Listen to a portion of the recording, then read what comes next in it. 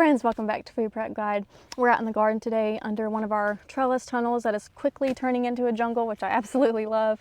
But we're at one of our greens bed, specifically our mustard greens bed, and I'm going to go ahead and call it and go ahead and harvest while they're still nice and beautiful.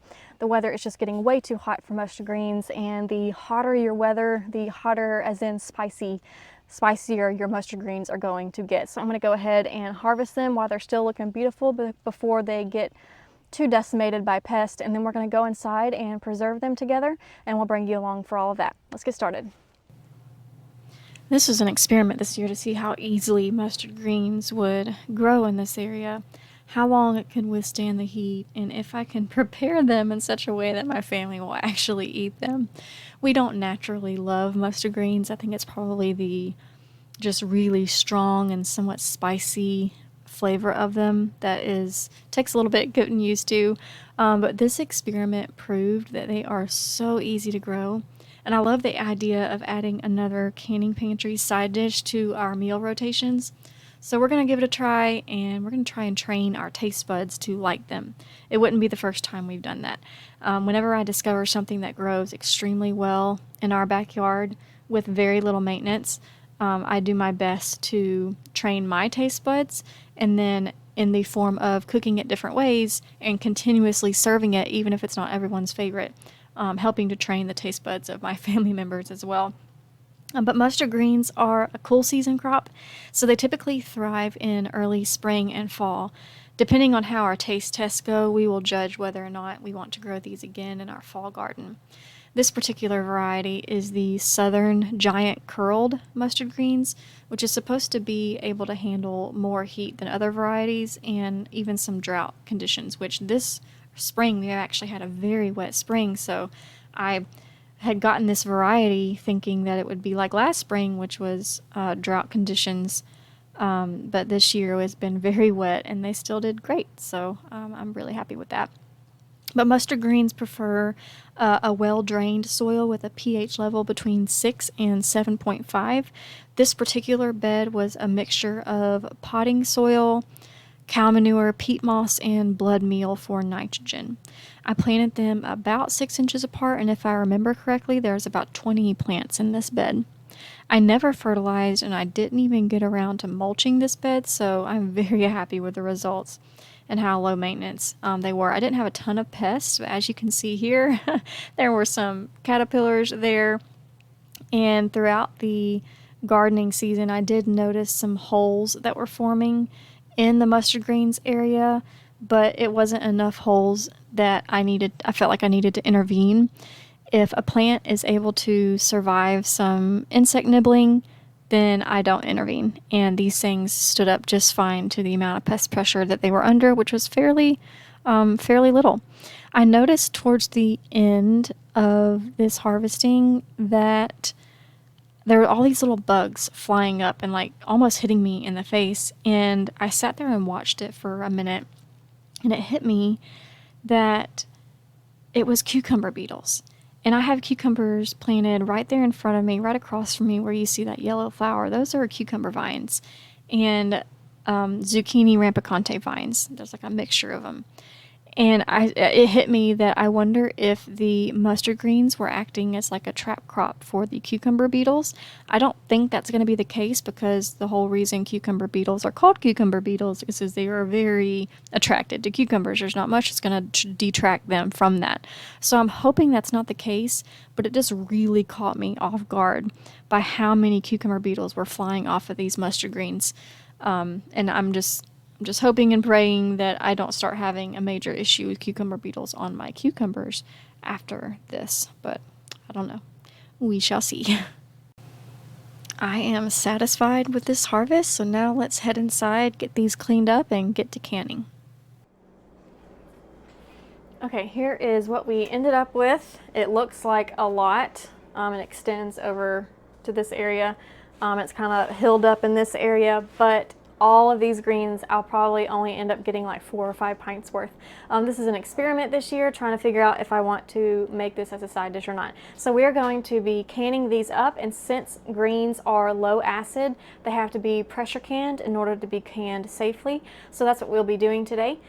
Step one is just to cook them down until they have decreased significantly in volume and they kind of look like canned spinach.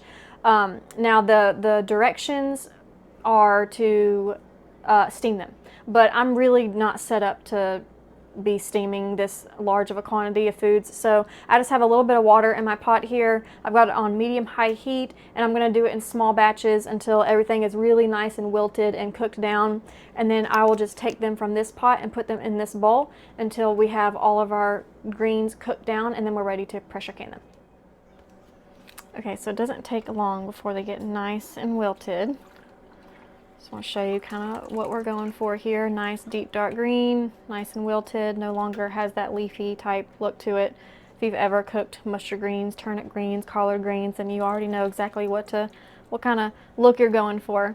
But I'm just going to be doing these in small batches until all of these greens are cooked, and we will then put them into jars, and we'll bring you back at that step.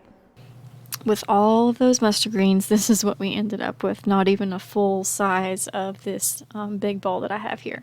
But we're ready to get canning, so we're going to go ahead and prep our canner. We are using the electric Presto digital canner, and you go ahead and set your time at the very beginning. So here I am doing 70 minutes because greens need to can in pints for 70 minutes. The next step is to put in our pint jars. I've already put 3 quarts of water in the bottom of the canner, so now I'm filling each jar halfway. That's just to hold it down to keep them from floating around all over the place. Be sure to follow your instructions for your particular canner to know how much water to add in when you're starting. When you hit the next button on this canner, it turns to the warm cycle to help warm up your jars, and then it beeps to let you know when your jars are done. So when I take these out of here, they're pretty hot, but not too terribly hot that I can't touch them. But I'm just going to empty out the water in the sink, and then we will get ready to actually do the canning. So I use my funnel here just to keep the rims nice and clean, and I'm using a pair of tongs to help me pick up these greens. And as I'm picking them up out of the bowl, I'm trying to kind of shake them apart a little bit so that's not in one like solid mass. And the other thing to know about when you're putting in these greens is that during the canning process, they're going to wilt and shrink down even further, so you want to pack your jars in pretty heavily. You notice the coloration differences here, and that's really interesting because I wanted to have 2 different blanching stations going. So I thought I would try my my pressure cooker using the steam method, where I have the steamer basket on the inside of it. And I let the pressure canner go for just 5 minutes. And that's where the kind of discolored, more of like a brownish colored mustard greens, that came from the pressure canner. And the bright green came from the stovetop. So I thought that was interesting. Now you can season these pretty much any way you want to, as long as you're using dry seasonings, not fresh. But I don't know how I'm going to season these when I go to cook them. So I'm just going to do half a teaspoon of canning salt per jar. After seasoning, we just need to top off the jar with water. Some recipes call for adding boiling water. I'm using the same water that I blanched the mustard greens in because that's where a lot of the nutrients are. So I'm just using that water. It's nice and hot anyway. We're going to, I don't remember if I mentioned it, but the mustard greens need to be at 1-inch headspace. And then when you get to topping off with your water, we need to maintain that 1-inch headspace. I'm just running my debubble tool through here, get all those bubbles out, checking to see if my headspace is fine, and it is. We are still at 1-inch headspace, so we are good to go. I'm just going to wipe the rims and get them nice and clean and make sure there's no residue left over on those jars so that we can get a good seal. I'm going to be using a nice clean lid. This is my 4 jars lid, my absolute favorite lids to use.